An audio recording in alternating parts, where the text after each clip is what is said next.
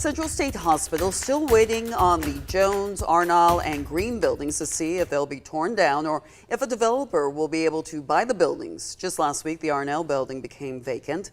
One woman is honoring the history of the buildings in photographs. Ellie Milliken went to Central State to find out how these pictures are preserving a bit of Milledgeville's history. People come visit the museum.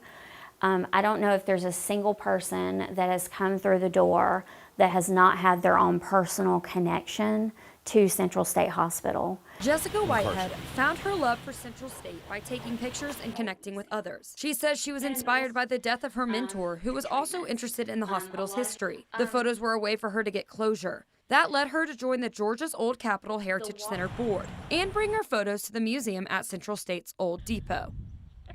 I said, let me take the room that we do have renovated and make that into a museum exhibit about Central State Hospital. And the board was absolutely on board with it. The board's support led her to now being president of the nonprofit and opening her own photo display last May.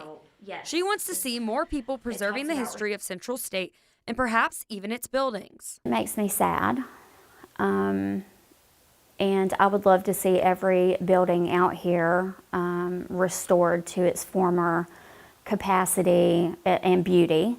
She knows that might not happen, so Whitehead says taking these photos and bringing the museum to life is part of her advocacy. When we preserve the history of the institution, we in turn preserve the history of the individuals who lived and were treated here and the many individuals who died here.